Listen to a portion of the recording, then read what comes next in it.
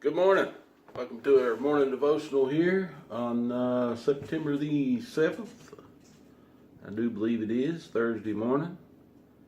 I want to talk this morning just a minute. Have you ever had a plan and to you that plan was perfect and you were going along and then things would change and things wouldn't work out, so you'd have to do something a little different, and once you got to the completion of your plan, to your goal, you look back and saw how everything took you right into that direction. God has a hand in the things that we do. A lot of times we don't like to give it to Him, to give Him control, and sometimes when we don't, we get aggravated and we get even mad at times that things aren't going the way we think they should. But God has a plan, He's in control, and He knows what's best, and He takes us the route that best benefits us and His work and His glory. A perfect example of that comes from Exodus, and it's right after the children of Israel. It's when they first leave Egypt, and it's in Exodus chapter 13, verse 17.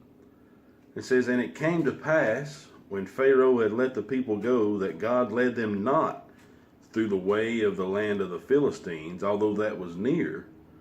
For God said, Lest peradventure the people repent when they see war, and they return to Egypt. But God led the people about through the way of the wilderness of the Red Sea, and the children of Israel went up harnessed out of the land of Egypt." So there was a more direct and a closer route through the land of the Philistines that they could have been led on their exit out of Egypt, but God didn't send them that way. And it says the reason why is because they would see these warriors. The Philistines were trained warriors, and they may get scared and say, well, instead of going through them and fighting with them, I'm just going to go back to Egypt. I may have been a slave, but at least I wasn't fighting these great armies. So God took them a different route, and He said that they would repent when they saw war. And the reason that they would repent or be scared when they saw war is because this whole nation had been in slavery for decades upon decades. They had no warriors.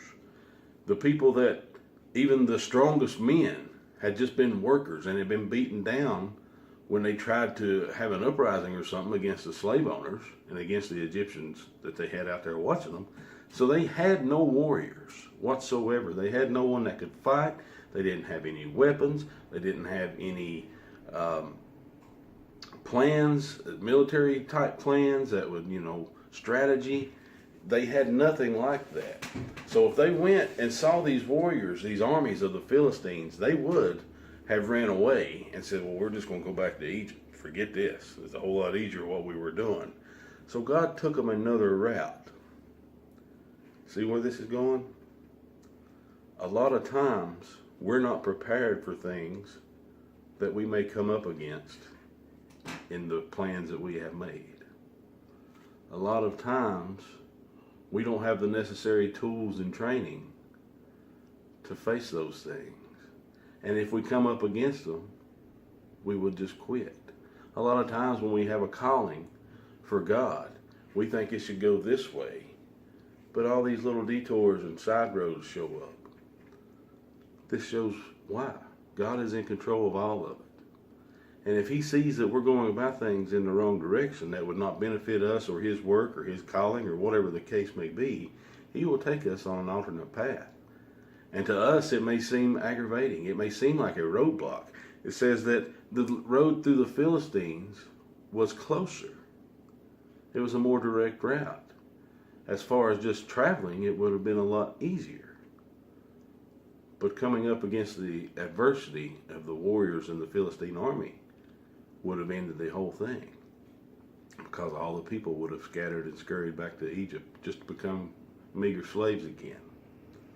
So when we're going through something, when we're directing our life in a way that we think is right, and something comes up to change that direction, it's not all the time a fight or an attack from the enemy. Sometimes it's God. And He knows. His word says that His thoughts are more than our thoughts, and His ways are higher than our ways.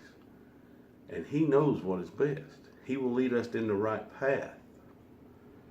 Proverbs 3:5 and 6. Trust in the Lord with all thine heart, and all thy ways acknowledge Him, and He will direct thy path. It's not always easy to do. We see a straight line as being the best way. But a lot of times we're just looking at the goal and we don't see all the things, the obstacles that we ourselves create, or that other things could create to come up against us. So God will step in and intervene. If He has you on a calling, He knows exactly what's going to take place, what's going to come up against you. And He will not lead you directly into things that are going to make you want to quit until you have the proper training. Now later on, as the Israelites were going into the promised land, they fought a lot of people, a lot of different nations, a lot of different armies, but they had training. They had men who were warriors, and they were ready for the battle. So just because God sends you on another way doesn't mean that He's changed the goal or the final destination. It may just be to help prepare you to get ready for the battle. We hope you keep that in your heart as you go throughout the day and every day, for when things may come against you, that you realize God's got this. God's in control. God's taking care of it. And He is putting me in the right way that would best benefit me and the work that I'm doing for Him. We pray that you all have a wonderful and blessed day in the Lord. And remember that. Remember that He has you in the palm of His hand. He is guiding you in the way that He knows you should go. And it's oftentimes very, very difficult to turn loose of our own thoughts to let Him take control. As the song says, Jesus take the wheel. Let Him have the wheel. Let Him guide and direct you in your everything that you do. Have a wonderful day.